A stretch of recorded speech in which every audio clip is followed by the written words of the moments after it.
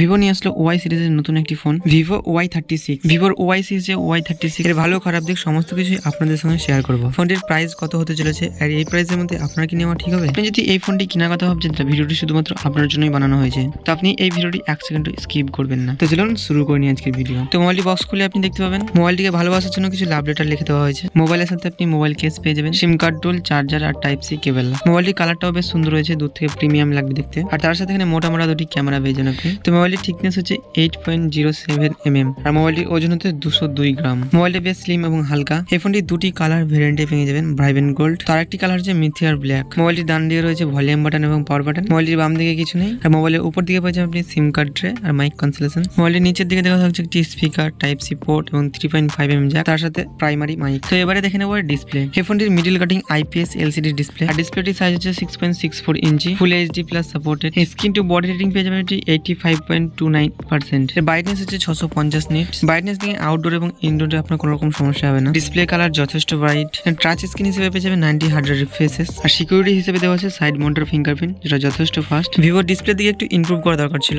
IPS LCD display না ব্যবহার করে অ্যামোলেড ডিসপ্লে ব্যবহার করলে বেশি ভালো হতো। আউট অফ দ্য বক্স পেয়ে যাবেন Android 13। তো এবারে দেখে নেব এই ফোনটির পারফরমেন্স। চিপসেট ব্যবহার করা হচ্ছে Qualcomm Snapdragon 680। এখানে CPU ব্যবহার করা হচ্ছে Octa-Core 2.4 GHz 6 ন্যানোমিটারের সাথে পেয়ে যাবেন আপনি। গ্রাফিক্স হচ্ছে Adreno 610। এখানে RAM এবং ROM হিসেবে পেয়ে যাবেন আপনি 8GB RAM, 256GB স্টোরেজ। এখানে মেমোরি ইউজ করতে পারবেন আপনি up to 1 TB। VGMI, Free Fire, Call of Duty এরকম হাই গ্রাফিক্সের গেমগুলো আপনি স্মুথলি প্লে করতে পারবেন কোনো রকম ল্যাগ এবং ফ্রেম ড্রপ ছাড়াই। গেম প্লের সঙ্গে আপনি হিটিং ইস্যু দেখতে পাবেন, কারণ এখানে Qualcomm Snapdragon 680 চিপসেট ব্যবহার করা আছে 6 ন্যানোমিটারের সাথে। ওভারঅল আপনি পারফরমেন্স ঠিকঠাকই পেয়ে যাবেন, কোনো রকম কম্প্রোমাইজ আপনি পাবেন না। এরপর দেখে নেব এই ফোনটির ক্যামেরা। এখানে ফোনটি পেয়ে যাবেন আপনি ডুয়াল ক্যামেরা সেটআপের সাথে। এখানে প্রাইমারি ক্যামেরা থাকছে 50 মেগাপিক্সেলের OIS কন্ট্রোলের সাথে। ডেপথ সেন্সর থাকছে 2 মেগাপিক্সেলের। এখানে LED ফ্ল্যাশ ব্যবহার করা হয়েছে। ব্যাক ক্যামেরাতে আপনি ভিডিও শুট করতে পারেন 1080p 30 fps। ফ্রন্টের সিঙ্গেল ক্যামেরা ব্যবহার করা হয়েছে 16 মেগাপিক্সেলের প্রাইমারি লেন্স। এখানে ভিডিও শুট করতে পারবেন আপনি 1080p 30 fps। এখানে ভিভোর ক্যামেরার দিক থেকে একটু ইমপ্রুভ করা দরকার ছিল। 2 মেগাপিক্সেলের ডেপথ সেন্সর না দিয়ে 5 মেগাপিক্সেলের আলট্রা ওয়াইড ক্যামেরা দিলে বেশি ভালো হতো। ভিভোর ক্যামেরার দিকে একটু ইমপ্রুভ করা দরকার ছিল। তো এরপর দেখে নেবো আমরা এর ব্যাটারি। ফোনটিকে পাওয়ার দেওয়ার জন্য হচ্ছে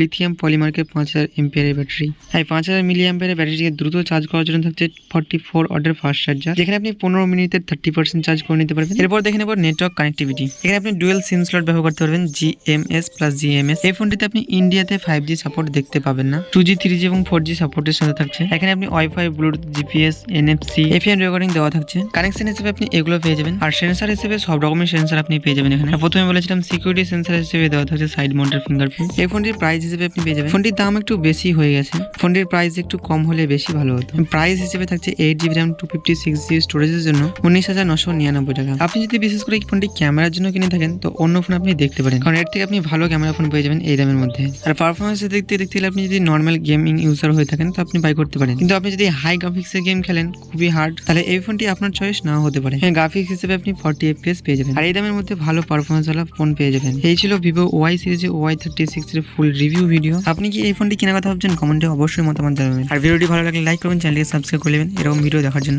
ভালো থাকবেন সবাই, দেখা হবে নতুন কোনো ভিডিও নিয়ে।